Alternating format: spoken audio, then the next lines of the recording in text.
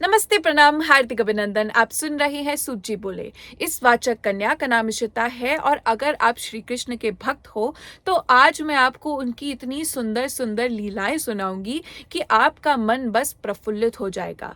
क्या आपको पता है कि उनके गुरु का नाम क्या था और उनके गुरु ने उनसे दक्षिणा में क्या मांगा, जिसकी वजह से उनको यमराज से युद्ध करना पड़ा? तो चलिए सुनते हैं इस कथा को।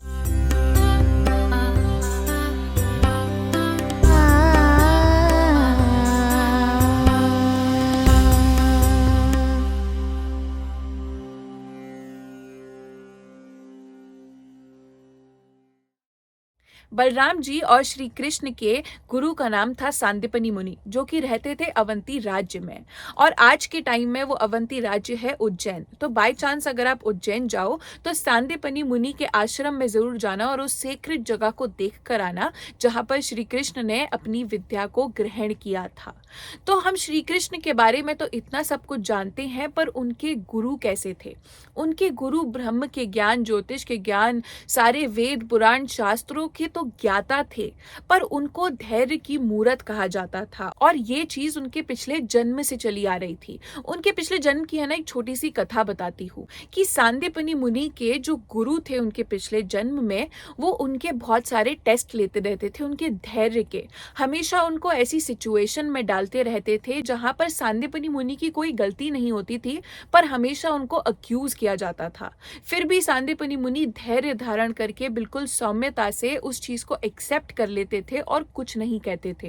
तो जब सांदीपनि मुनि के गुरु का अंतिम दिन आया तो उन्होंने अपनी सारी मटेरियल चीजों को अपने शिष्यों में बांट दिया।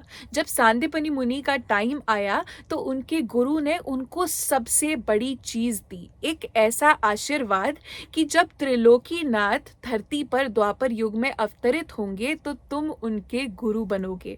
तो ऐसे हमारे चंचल नंद किशोर बने थे श्री कृष्ण। अब श्री कृष्ण तो श्री कृष्ण है। उन्होंने सारी कलाओं को, वेदों को, शास्त्रों को एक एक रिस्पेक्टिव दिन में सीख लिया। और जब वो टाइम आया कि उन्होंने सारी शिक्षा ग्रहण कर ली तो सांदीपनि मुनि ने गुरु दक्षिणा में बलराम जी और श्री कृष्ण से अपने मृत पुत्र को वापस मांगा।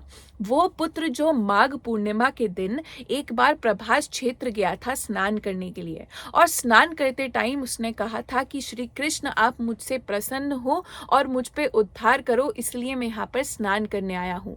जैसे ही वो स्नान करता है वो कभी वापस नहीं आ पाता, क्योंकि उसी जल में रहता था पंचजन शंखासुर नाम का एक असुर। वो उस बालक को अपना ग्रास बना लेता है। जैसे ही श्री कृष्ण ये सुनते हैं वो बलराम जी के साथ उसी जल में प्रवेश करते हैं, शंखासुर का वध करते हैं, पर उस असुर के पेट में श्री कृष्ण को वो बालक नहीं मिलता। तो वो उस असुर की बॉडी को, यानी कि उस शंख को बाहर लेकर आ जाते हैं और ऐसे हुई विष्णु जी के 5 जन्य शंख की मुक्ति।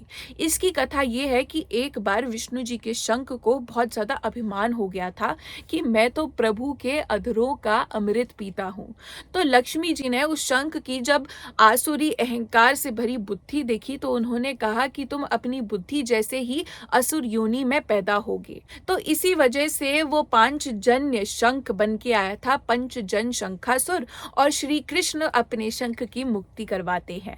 अब जब वो बालक नहीं मिलता तो बलराम जी और श्री कृष्ण जाते हैं यमपुरी और यमराज से सांदीपनि मुनि के पुत्र को वापस मांगते हैं। जब यमराज कहते हैं कि ये तो पॉसिबल है ही नहीं, जो एक बार जा सकता है उसे हम वापस कैसे लेकर आए, तो फिर श्री कृष्ण और यम के बीच में होता है युद्ध। श्री कृष्ण ऑब्वियसली जीत जाते हैं और सांदीपनि मुनि को उनकी गुरु दक्षिणा में उनका पुत्र वापस करते हैं। एक और बहुत इंटरेस्टिंग बात बताती हूँ। आपने अक्सर कर देखा होगा कि कृष्ण भगवान को बहुत मैनिपुलेटिव बताया जाता है, बट एक्चुअल में वो मैनिपुलेटिव नहीं, कैलकुलेटिव है, क्योंकि उन्होंने अपने गुरु सांदीपनि मुनि से ज्योतिष का ज्ञान सीखा था। तो कृष्ण भगवान ये मेक श्योर करते थे कि हर कार्य एक स्पेसिफिक टाइम, एक मुहूर्त पे हो, ताकि जो उसका फाउंडेशन है वो बिल्कुल ठीक रहे, जिसकी वजह से वो रखा जा रहा है। Interesting right? ऐसी और कथाएं सुनने के लिए फॉलो और सब्सक्राइब करें सूजी बोले के चैनल को। जल्द मिलते हैं एक नई कथा के साथ। मे द शक्ति बी विद यू।